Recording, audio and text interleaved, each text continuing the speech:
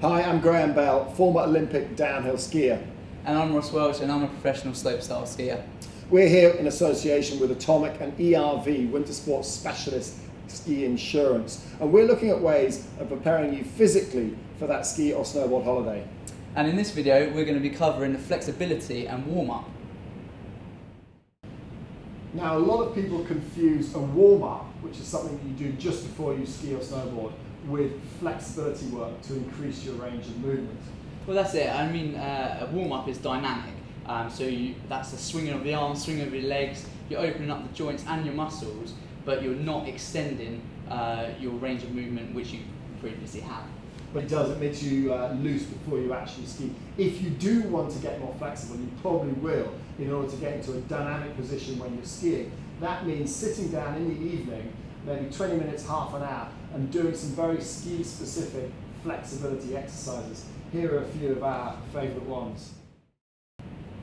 Now, one really important thing when you're skiing is your lateral flexibility, because you have this upper body, lower body separation, where your upper body is stable and your legs are moving from side to side. And a good way of improving that lateral stability is to stretch your obliques and your IT band. So if you just put your one hand on the step here, you can use the end of the bed or the sofa, one leg out, your lower leg out straight behind you, underneath you, cross that leg over, and then just drop your hips in towards the floor.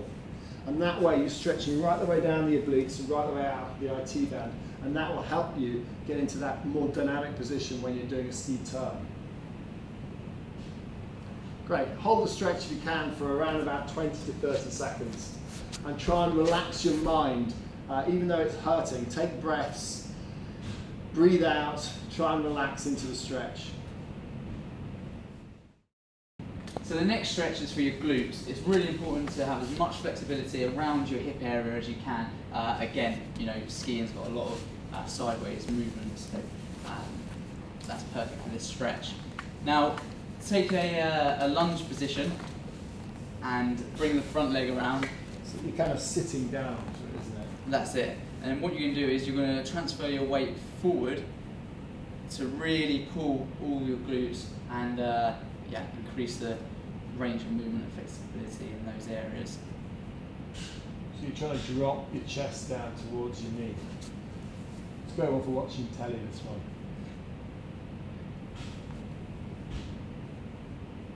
And again, hold for about 20 to 30 seconds before changing sides, and just remember to relax while leaning into the stretch. Now, if you spend a lot of time skiing, you tend to ski with your legs bent and leaning forward slightly, and especially if you do a lot of work on the bike as well, you tend to get quite tight hip flexors. Now, these are the muscles just in here at the front of your leg, and if they get too tight, that can cause problems with your lower back. So it's important to stretch out your hip flexors. So it's a lunge position with your back knee on the ground.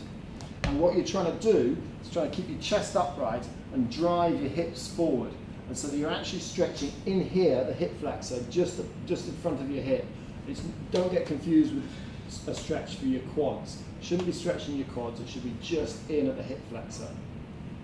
Again, hold for about 20 to 30 seconds. So this stretch is specifically for your adductor, these muscles along here. So start with your feet wide apart, and you're literally just going to lean forward. Now this can be done on your own, or even better with a partner. Now, if you do have one of these crashes when you're kind of cartwheeling down the mountain, the chances are the muscle that's going to go ping is going to be your adductor. So this is very important to get the flexibility as much as you can in this muscle. So as a partner, you can push their legs slightly further apart, and at the same time, just bring them forward now. Just tell me when. Yeah, that'll do. So when they say when, just hold for another 5 seconds, and then the chances are you can give them a little bit more. There you go. Yep. Brilliant. And then you can switch it straight around, and all the pain that you've just given out just comes straight back at you. Okay, hold. Bit more. Well, you can tell he's more flexible. Okay, yeah, that's all I got. Right, brilliant. Now, of course, everyone knows about stretches for the quads and the hamstrings. Quad stretch is pretty simple, standing with one leg up behind you.